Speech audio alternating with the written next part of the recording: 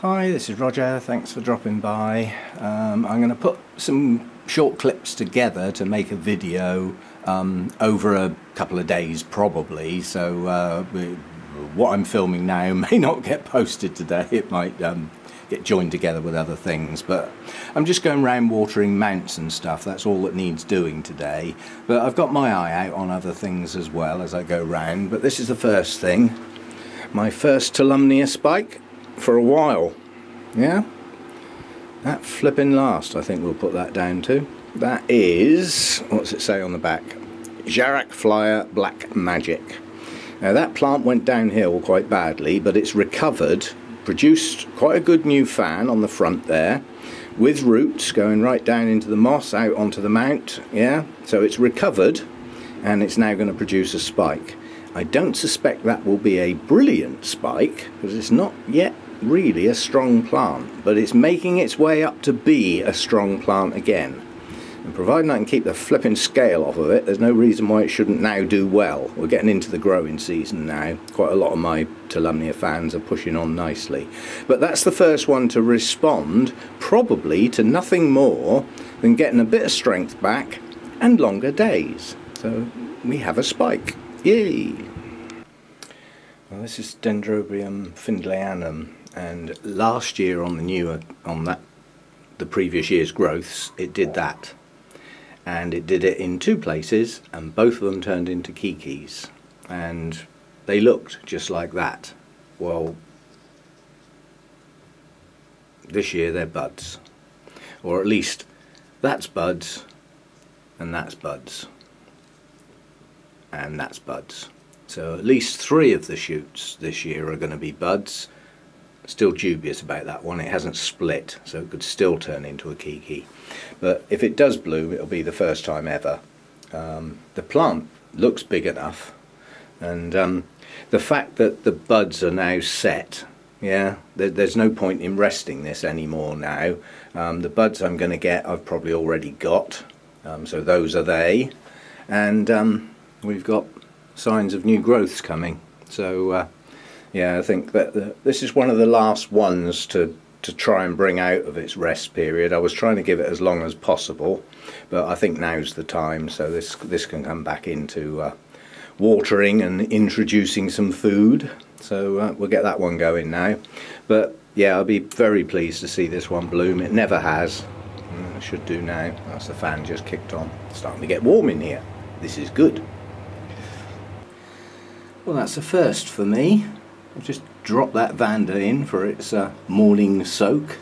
It's actually got a kiki growing. Now, I haven't had Vandas grow kikis before, but in theory, you know, in time, like 3 or 4 years probably, we'll have a second Vanda growing up there. I'm certainly not taking it off, well, for the foreseeable future. I'm going to let it grow. It's got a good root system. It's a reasonably healthy Vanda. It blooms very regularly. There's a lot of littles in there. Yeah, so we have a kiki on a Vanda. That's not a sign of anything going wrong with the plant. It's just that's what they do sometimes. Sometimes they push them out halfway up the plant. Sometimes they push roots up halfway up the plant. This one's root base is at the base of the plant. Its bottom leaves are starting to get a bit tatty. That just happens. I mean, if you think these lower leaves down here are probably 7 or 8 years old, you know, so you know, they can do that. Strangely enough, the lower leaves are still actually not too bad. It's just that bit there. But nonetheless, it's almost impossible to grow a Vanda for many, many years and not get a bit of leaf damage. They're going to get a knock now and again and things. But as long as the plant's healthy and pushes out new leaves at the top at a reasonable pace, and it's got a good active root system, then it's doing okay. Give it the right light, the right hydration and everything, and it should bloom. They're not that difficult to look after, really. What they are, though, is a pain to water. They do like their roots exposed in some shape or form, and they do like a fast wet-dry cycle. They also like a frequent wet-dry cycle, so watering them can be a bit of a pain, but my bucket has solved that problem. I can chuck the plants in there and walk away.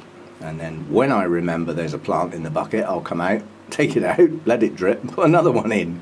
So it's very easy for me this way, and it works for me. But yeah, we have a Kiki. I've just noticed that out of the corner of my eye. It looks like one of my air plants is blooming. Yes, it is. Well, that's nice. It bloomed on that growth, whatever you call them.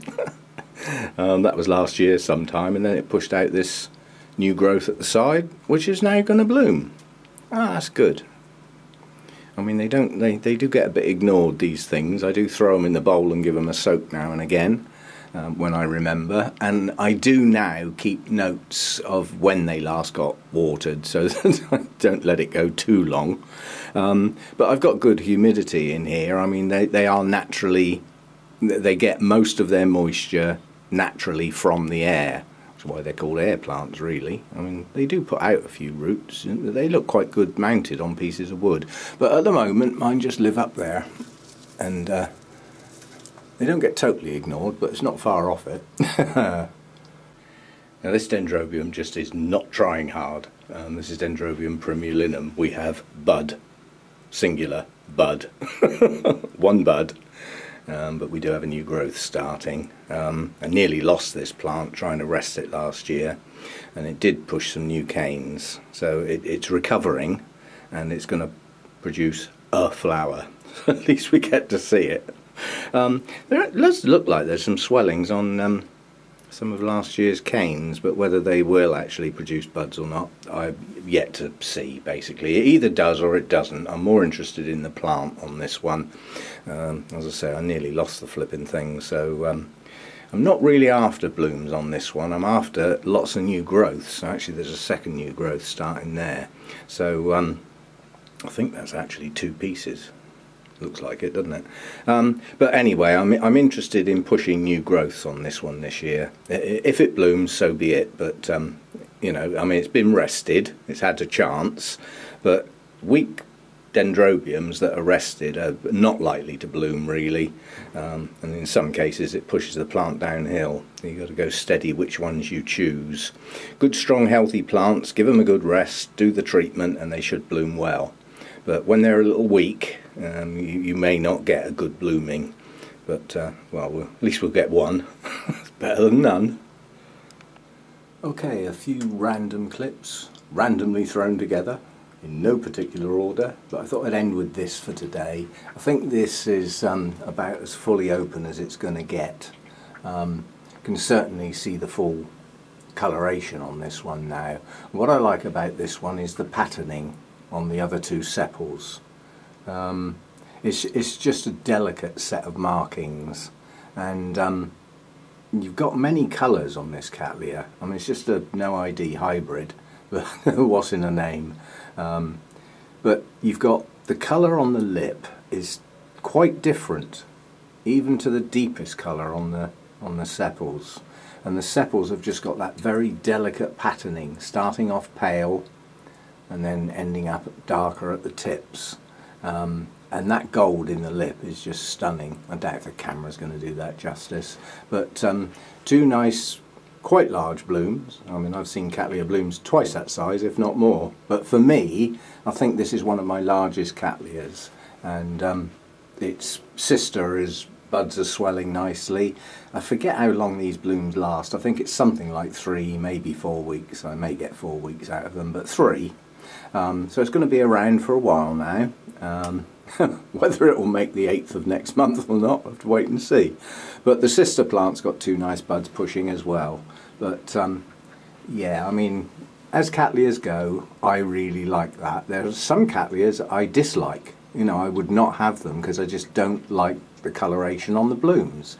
And this was a random thing. You know, you buy a Cattleya hybrid not in bloom, you don't quite know what to expect. And this was a nice surprise. This one I do like. So see you next time. Thanks for dropping by.